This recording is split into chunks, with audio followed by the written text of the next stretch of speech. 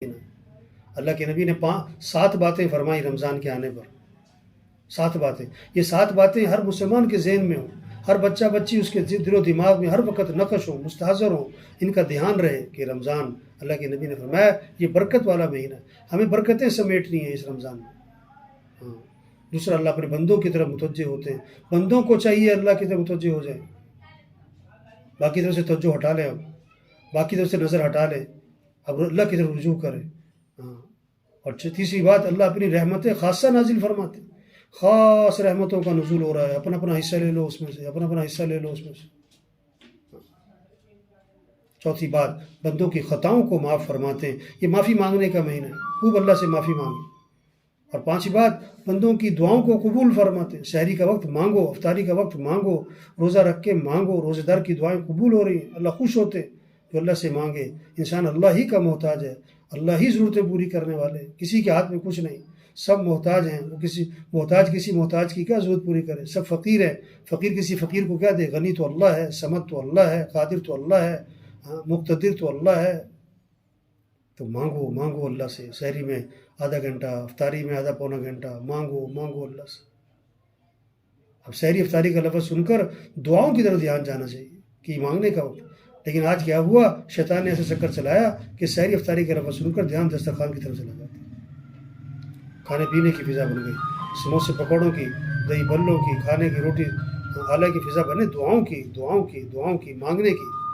چھٹی بات فرمائی، اللہ فرشتوں کے سامنے فخر فرماتے ہیں، جیسے دیکھو میرا بندہ دن میں روزے رکھے، رات تراویح پڑھے، رات کو میرے سامنے کھڑا ہو جاتا ہے. ساتویں بات فرمائی، اللہ تمہارا نیکیوں میں ایک دوسرے سے آگے بڑھنا، اس کو دیکھنا چاہتے ہیں. رمضان میں یہ نیکیوں کا مہینہ، کہتے ہیں نا سیزن آ گیا، تو دینداروں کا سیزن آ گیا، کہتے ہیں نا سیل لگی ہوئی ہے.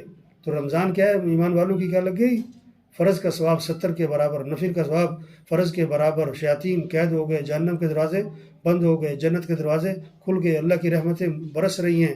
اب کیا کرو، اللہ کو اپنی نیکی دکھاؤ، اللہ کو اپنی نیکی دکھلاؤ. فرمایا بد نصیب ہے وہ شخص جو اس مہینے میں بھی اللہ کی رحمت سے محروم رہ جائے. بد نصیب ہے. رمضان جیسے مہینے میں بھی برائی کو نہ چھوڑا، رمضان جیسے مہینے میں بھی عمل پر نہ آئے. رمضان شروع ہوتا ہے، اللہ کی طرف سے ایک ندا دینے والا ندا دیتا ہے، او خیر کے طلبگار آگے بڑھ، او برائی کرنے والے بس کر. ہاں، یہ خیر کا مہینہ، اعمال کا مہینہ، نماز کا، قرآن کا، ذکر کا، دعاؤں کا، تہجد کا، تسبیحات کا، نوافل کا، خیر کے کاموں کا مہینہ ہے.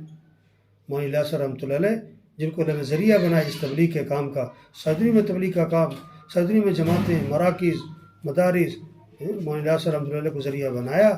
تو ان کی والدہ کے بارے میں لکھا، والدہ ان کی جو تھی نا، ان کی والدہ کے بارے میں لکھا کہ رمضان شریف میں 5000 رمضان شریف میں 40 سپارے روز پڑھا کرتی تھی، 40 قرآن ختم کرتی تھی. رمضان قرآن کا مہینہ، رمضان قرآن کا مہینہ. بار بار قرآن کھولیں، اماں ابا قرآن کھولیں، بیٹا بیٹی قرآن کھولیں، خاوند بیوی قرآن کھولیں. قرآن سے تعلق، قرآن سے عشق، قرآن سے محبت، تلاوت کا ذوق، تلاوت کا مزاج، تلاوت کے بغیر چین نہ پڑے، تلاوت کے بغیر چین نہ پڑے.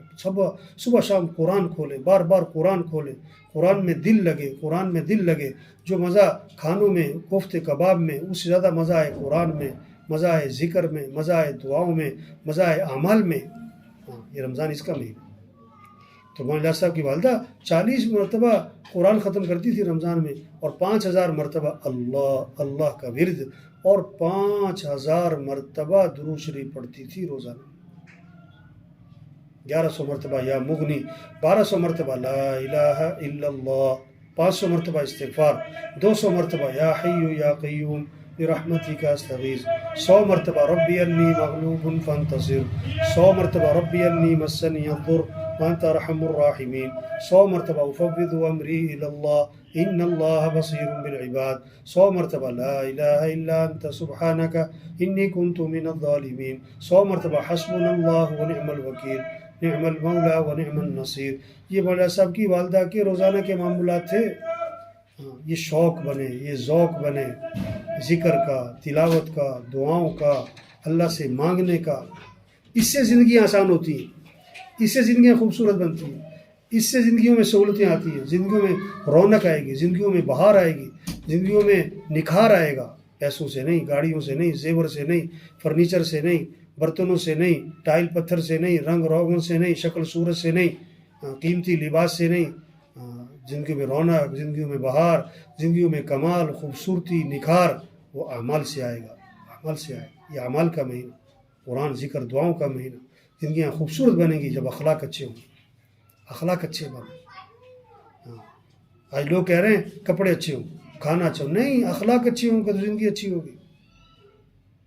نرمی، درگزر، معاف کرنا، غصے کو پینا، کسی کو حقیر نہ سمجھنا، اپنے آپ کو اونچا نہ سمجھنا، جو رشتہ توڑے تم جوڑو، جو ظلم کرے معاف کرو، برائی کرے بدلہ اچھائی سے دو، زبان پہ غیبت نہ ہو، چغلی نہ ہو، گالی نہ ہو، جھوٹ نہ ہو، طنز نہ ہو، مذاق نہ ہو، اور دل پاک ہو کس سے؟ بغض سے، حسد سے، کھوٹ سے، کینے سے، کدورت سے، میل سے۔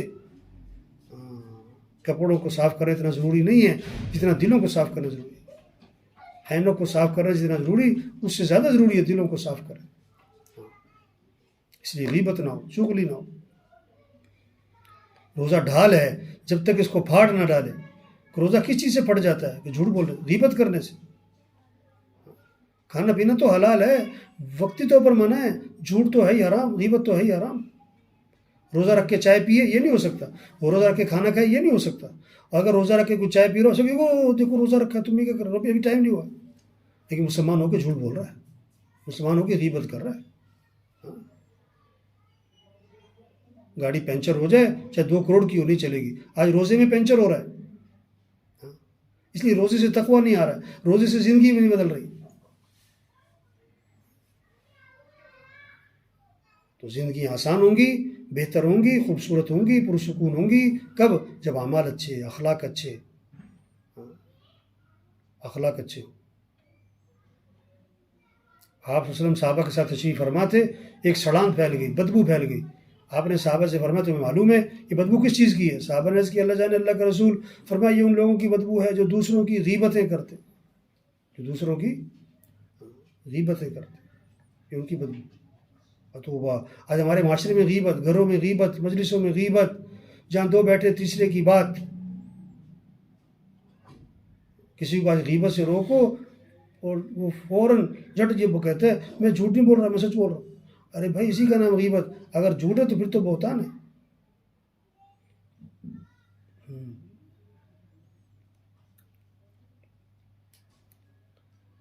آپ صلی اللہ علیہ وسلم کے زمانے میں ایک صحابی آیا، عرض کہ حضور 2 عورتیں ہیں، روزہ رکھا ہے لیکن بھوک سے برا حال ہے، اگر آپ اجازت دیں ان کو روزہ توڑوا دیں۔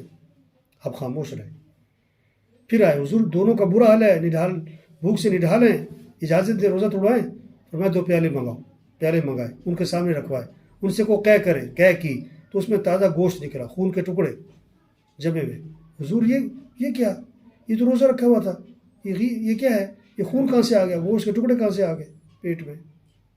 فرمایا روزہ تو رکھا، غیبت کرتی رہی، اور غیبت کرنا ایسا جیسے مسلمان بھائی کا گوشت کھانا۔